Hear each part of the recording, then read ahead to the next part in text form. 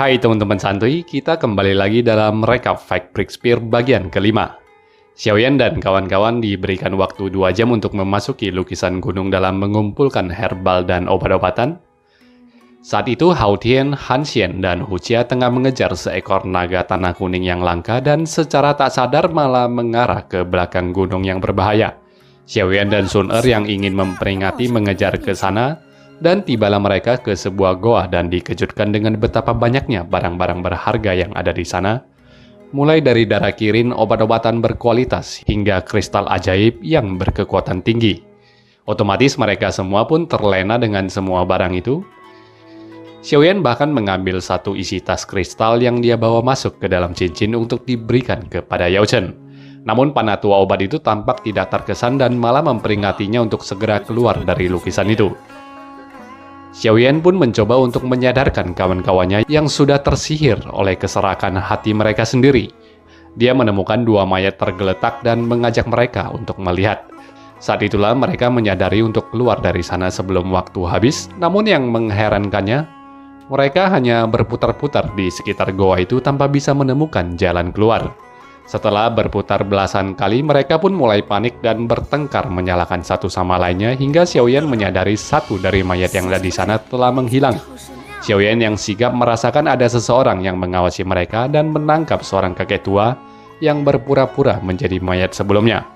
Kakek itu menertawakan mereka yang hanya berputar-putar dan menceritakan dia yang sudah masuk ke dalam lukisan ini sejak 60 tahun yang lalu, serta dia yang tidak berniat untuk meninggalkan tempat ini yang sudah bagaikan surga baginya. Sehingga ceritanya si kakek menunjukkan jalan keluar dari goa itu kepada mereka, sementara waktu sudah sangat menipis di mana Yelan mulai mencemaskan masih banyaknya peserta yang belum kembali. Dari luar terlihat fenomena lukisan itu tampak mulai terbakar dan mereka menduga ada seseorang yang membakar pintu masuk. Ternyata itu adalah Fan Ling yang tengah nongkrong di depan gerbang. Xiaoyan yang tiba di sana melihat siswa-siswa lainnya yang tidak berani menuju gerbang karena diselimuti oleh kabut beracun yang dibuat oleh Fan Ling. Xiaoyan yang memiliki esensi api tentunya tidak takut dengan kabut ini dan dengan apinya dia malah membakar semua kabut beracun itu. Lalu dia pun dihadang oleh Fan Ling. Xiaoyan sempat menahan beberapa serangan yang dilancarkan oleh lawannya, namun tiba-tiba dia merasakan tubuhnya yang kesakitan dan tak mampu dia kendalikan. Fan Ling lalu memberitahukan bahwa Xiaoyan yang meminum racunnya pada kompetisi kemarin selamanya tidak akan bisa ditawarkan dari racun tersebut karena Xiaoyan sudah terikat dalam kontrak darah dengan Aula Jiwa dan di suatu hari Xiaoyan pasti akan menjadi pengabdi Aula Jiwa. Fan Ling pun membuka identitasnya sebagai putra dari Fan Lao.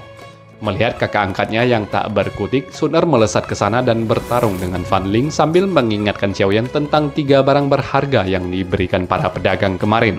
Xiaoyan pun mengeluarkan dan meramu kristal hijau anti racun itu. Usai mengatasi racunnya, Xiaoyan yang mengambil alih pertarungan memberitahukan Fan Ling bahwa racun yang Fan Ling minum darinya juga tidak bisa ditawarkan karena dia telah menaruh setitik esensi api di dalam tubuhnya. Dengan itu, Xiaoyan pun membakar Fan Ling hingga musnah tak berbekas. Sayangnya dengan seiringan itu, gerbang keluar lukisan mulai terbakar sampai pada titik batang pohon penyangga di sekitaran mulai roboh. Dan Xiaoyan yang menahan agar pintu tidak terblokir meminta mereka semua untuk segera keluar dari sana. Sun Er yang tidak ingin meninggalkan kakak angkatnya diseret dengan paksa oleh Han Xian dan yang lainnya. Semuanya hanya bisa pasrah dan bersedih dengan kenyataan Xiaoyan yang tidak keluar dari sana sementara lukisan itu sudah hampir habis terbakar. Tiba-tiba Xiaoyan terlempar keluar dari sana dalam keadaan sudah tidak menyadarkan diri. Xin lalu memperlihatkan jiwa Xiaoyan yang ada di dalam cincin sambil ditangani oleh Yao Chen. Ternyata Yao Chen lah yang menolong Xiaoyan keluar dari sana dan jelas ini bukan yang pertama kalinya Yao Chen menyelamatkan nyawa Xiaoyan. Pada kesempatan itu Yao Chen memberikan ceramahnya terhadap Xiaoyan yang menurutnya kadang terlalu rakus. Yao Chen mengatakan apa yang diucapkan Fan Ling adalah benar adanya karena selamanya Xiaoyan tidak akan bisa menawarkan racun kontrak darah di dalam tubuhnya. Meskipun dengan esensi apinya, Xiaoyan masih bisa menahan racun darah itu agar tidak bereaksi dan mencegahnya menjadi seorang boneka pengabdi Aula Jiwa. Dia memberikan peringatan yang sangat keras juga, bahwasanya pedang penghancur jiwa ini terukir semua ilmu sakti dari Aula Jiwa. Dia tidak ingin Xiaoyan tergoda dan sampai mempelajari ilmu dari organisasi yang sangat jahat itu. 你要记住，你是萧家的人，你娘是为了对付魂殿而死。 Tak lama setelah peristiwa itu, Kaisar Yelan mendapati ayahandanya meninggal dunia. Saat upacara kematian digelar, tiba-tiba terjadi fenomena peti mati ayah Yelan terbuka dan semua orang yang ada di sana juga tiba-tiba pingsan kecuali Yelan. Dari dalam peti melayanglah mayat ayah Yelan yang keluar dan menatap ke Yelan. Ternyata mayat itu dirasuki oleh Fan Lao yang ingin berkomunikasi dengannya. Fan Lao memberitahukan fakta bahwa 5 klan aliansi yang semakin hari semakin melemah kekuatannya, sementara kekuatan dan pengaruh aula jiwa di semua benua semakin menguat. Dia menjanjikan Yelan tidak hanya bisa menjadi seorang kaisar dari kerajaan Chuyun yang kecil saja, tapi Yelan juga bisa menjadi seorang kaisar yang menguasai seluruh dunia. Asalkan Yelan mau mengabdi kepadanya, maka semua yang diinginkan Yelan bisa dia penuhi. Meski tawaran itu sangat menggoda, Yelan tetap menolaknya dan menegaskan permusuhannya dengan aula jiwa. Fan Lao yang mengancam lalu pergi dari sana setelah mengembalikan jenazah ayah Yelan ke dalam petinya. Sementara itu, Xiaoyan yang sebelumnya sudah diberikan peringatan keras malah melanggarnya. Dia melepaskan cincinnya, berpikir Yao Chen tidak akan tahu kalau dia mempelajari ilmu yang terukir di pedang penghancur jiwanya itu jika dia tidak menggunakan cincin. Namun di dalam sana, Yao Chen bisa merasakan Xiaoyan yang telah melanggar himbauannya. Yao Chen yang marah besar memaki kelakuan Xiaoyan yang brengsek ini dan menariknya secara paksa masuk ke dalam dimensi cincin itu. Di sana, Yao Chen menggebukinya dengan kasar dan melemparinya ke dalam danau. Tampak Yao Chen yang sangat kecewa, sementara Xiaoyan terus membela dirinya, mengatakan dia terpaksa belajar ilmu aula jiwa karena dia ingin menggunakan ilmu itu untuk menemukan Mi Tengshan yang sampai sekarang tidak diketahui keberadaannya. Ilmu aula jiwa yang dia pelajari ini bisa melepaskan rohnya untuk menghilang dan menemukan siapapun yang dia inginkan. Intinya, Yao Chen tidak ingin Xiaoyan mempelajari ilmu dari aula jiwa karena menurutnya lama-lama Xiaoyan akan terpengaruh oleh sifat jahat dari aula jiwa. Sedangkan menurut pandangan Xiaoyan, pedang maupun ilmu hanyalah sebuah alat maupun seni yang tidak mengenal jahat maupun baik. Orang-orang yang menggunakan pedang maupun ilmu tersebutlah yang bisa dilabeli dengan baik maupun jahat. Berkali-kali Xiaoyan berjanji dia tidak akan menjadi orang jahat maupun menjadi pengabdi aula jiwa seperti yang Yao Chen takutkan. Tapi Yao Chen tetap tidak memberikan persetujuannya, memintanya untuk membuang cincinnya dan tidak pernah mencarinya lagi. Keluar dari sana, Xiaoyan memberitahukan Sun Er bahwa dia tidak akan menjadi orang bodoh jika dia bisa menyelamatkan Mi Tengshan, tetapi menolak untuk mempelajari ilmu dari aula jiwa. Xiaoyan meneruskan aksinya untuk mempelajari ilmu pelepas roh itu. Setelahnya, dia pun langsung bisa menemukan keberadaan Mi Tengshan. Dalam wujud astralnya itu, dia menyaksikan Mi Tengshan yang tengah disandera Fama. Sampai pada momen ini sekalipun, Mi Tengshan tetap tidak gentar dengan ancaman Fama dan menolak untuk mengabdikan dirinya kepada aula jiwa. Fama memberikan ancaman terakhir bahwa besok adalah tenggat waktu Mi Tengshan membuat keputusan karena besok Fan Lao akan menemuinya. Menyaksikan semua itu dengan jiwanya, Xiaoyan pun memberitahukan teman-temannya dan mereka merencanakan aksi untuk menyergap Fama di keesokan harinya. Esoknya Fama mendapatkan berita kelima anak akademi Canan yang mengunjunginya dan dia meminta Guru Gu untuk bersembunyi di sana. Artinya Guru Gu di sini juga adalah bagian dari pengabdi aula jiwa. Berhadapan-hadapan dengan Fama, Xiaoyan pun membuka percakapan dan mencari momen untuk menyerangnya, sementara kawan-kawannya sudah bersiap dengan senjata di pinggang dan peluh mereka yang mulai bercucuran. Tiba-tiba Fama mendapatkan laporan dia dikunjungi oleh orang lain, sehingga Xiaoyan dan yang lainnya pun membatalkan aksi mereka. Menemui Fan Lao, Fama memberitahukan Xiaoyan yang telah membunuh Fan Ling, putra dari Fan Lao, sedang ada di sini. Jika Fan Lao menginginkan nyawa Xiaoyan, dia bisa membawakannya ke hadapan Fan Lao sekarang juga.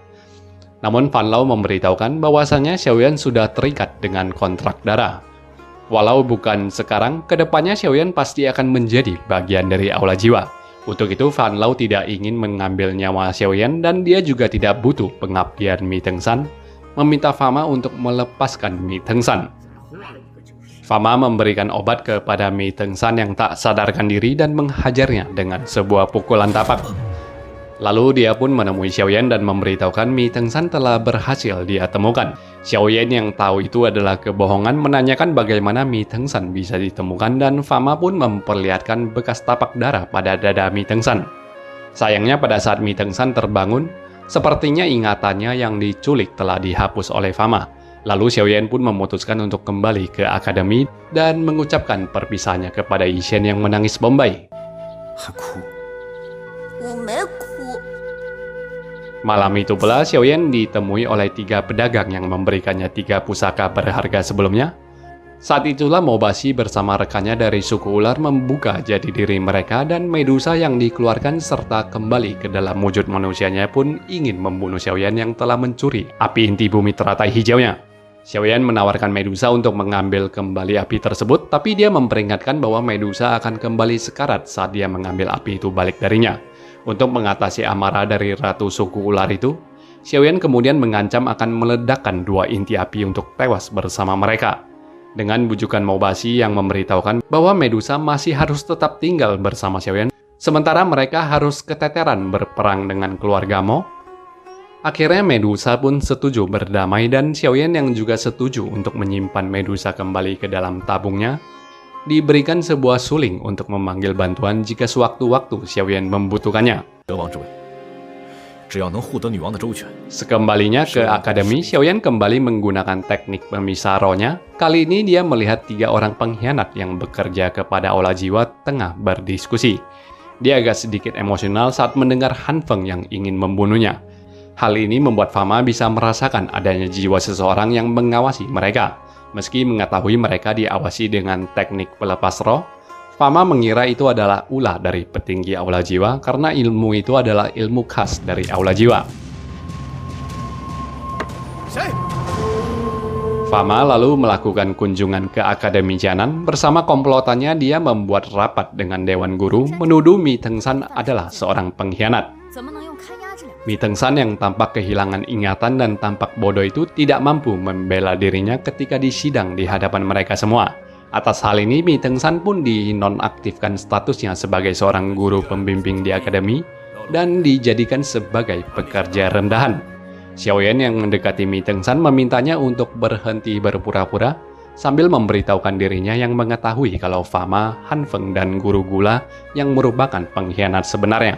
Namun tampak Mi Tengsan yang sama sekali tidak memberikan respon. Malah atas hal ini Han Feng menggunakan kesempatan tersebut untuk menyidang Xiaoyan, menuduh Xiaoyan yang berbicara diam-diam dengan Mi Tengsan adalah komplotan dari Mi Tengsan, sehingga Xiaoyan pun dijadikan tersangka mata-mata Aula Jiwa dan dikurung di dalam menara Yin yang panas. Tak hanya itu, semua teman-teman Xiaoyan juga diringkus dan dikurung di sana. Mereka semua tertuduh sebagai komplotan dari Mi Tengsan. Dalam keadaan gending itu, Xiaoyan meniupkan suling untuk memanggil bantuan Mobashi yang muncul seketika itu juga. Mobashi memberikan petunjuk bahwa di bawah larva gunung berapi ini ada seekor piton raksasa yang merupakan nenek moyang ular. 情况紧急，长话短说。 Dari petunjuk itu, Xiaoyan memanggil dan meminta bantuan dari nenek moyang ular larva itu. Seketika ular itu pun membuat guncangan besar yang menyebabkan gempa. Para penjaga yang ketakutan melarikan diri keluar dari menara itu, sementara itu Xiaoyan membobol tembok selnya dengan inti apinya. Saat Han Feng dan Guru Gu tiba di sana, para tawanan telah menghilang.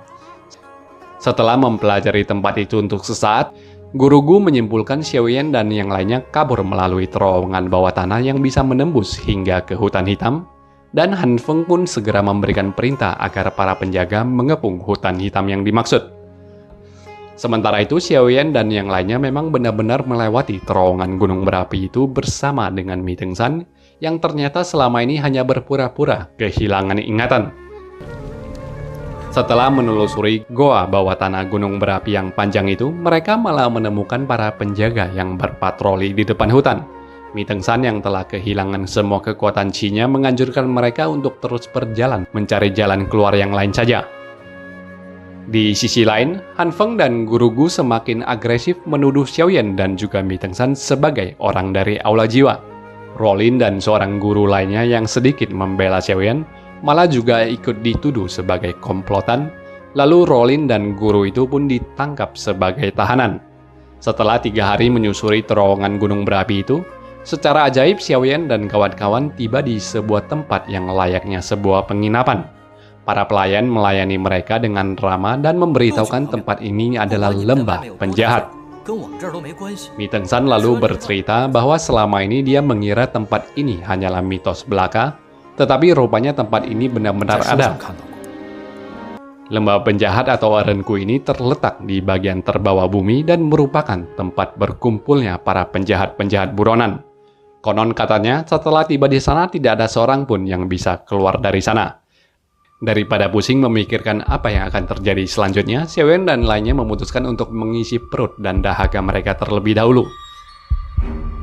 Saat mau membayar makanan yang mereka santap, lembah itu ternyata tidak menerima uang dan tagihan makanan tersebut harus dibayar dengan 2 buah pertarungan arena. Sebelum dibawa ke arena, pelayan itu meminta mereka semua untuk memakai topeng karena tempat ini tidak mempedulikan asal-usul maupun identitas dari setiap orang. Dalam arena diperlihatkan Han Xian yang mengalahkan lawannya.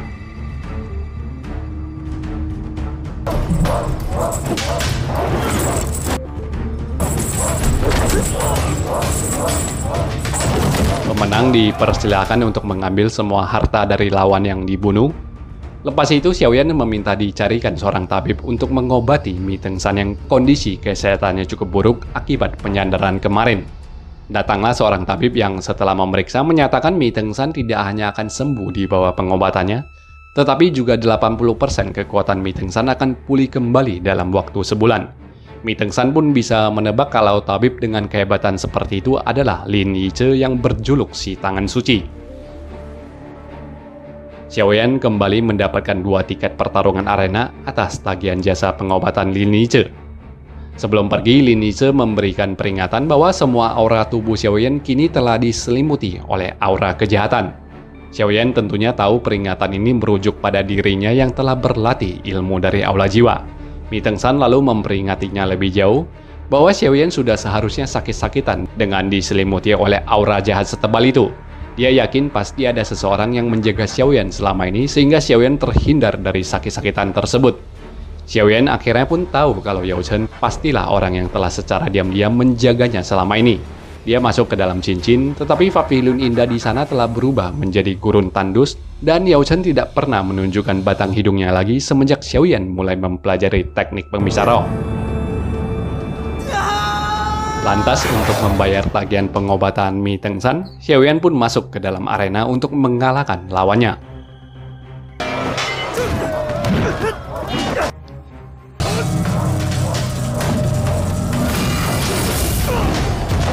Dia menolak membunuh lawannya dan tampak ketua ataupun pemimpin dari lembah penjahat yang kecewa dengan pertunjukan itu beranjak dari kursinya. Xiaoyan diundang sang ketua yang memuji kehebatannya dan menawarkannya kehidupan serba nyaman dan mewah kepadanya. Namun Xiaoyan malah menolak semua kebaikan yang ditawarkan ini dan meminta agar dia ditunjukkan jalan keluar dari lembah tersebut. Awalnya sang ketua menolak, berdalih dengan tidak adanya jalan keluar dari tempat terdalam di bumi ini. Kemudian sang ketua berjanji akan memberitahukan jalan keluar bila Xiaoyan bisa masuk ke dalam jajaran 10 petarung terkuat di tempat ini.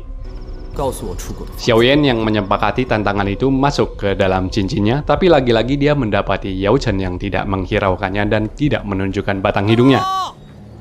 Merasa putus asa, dia pun melepaskan cincin itu dan kembali mempersembahkan darahnya untuk mempelajari ilmu dari aula jiwa.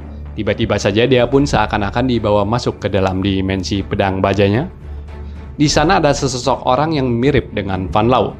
Sosok itu mengaku dia adalah reinkarnasi jiwa yang muncul karena Xiaoyan memanggilnya dengan persembahan darah. Xiaoyan yang tidak menduga hal ini segera meraih pedangnya untuk menyerang, tapi pedang itu dengan mudahnya dikontrol oleh sosok itu. Xiaoyan lalu ditawari untuk mempelajari ilmu maupun teknik-teknik pertarungan dari aula jiwa. Jika nanti Xiaoyan bisa mengalahkannya, maka dia akan melepaskannya. Akan tetapi, jika Xiaoyan tidak bisa mengalahkannya, maka selamanya Xiaoyan akan dia tawan di dalam sini. Singkat ceritanya, Xiaoyan pun dilatih dan diajari oleh sosok ini. Dari pelatihan itu, dalam upaya Xiaoyan untuk menjadi top 10 petarung terkuat di lembah penjahat, kini dia bisa melancarkan serangan inti api melalui pedangnya. Like video ini kalau teman-teman suka. Kita akan melanjutkan rekapnya pada bagian selanjutnya teman-teman santuy sekalian. Terima kasih sudah menonton dan bye-bye.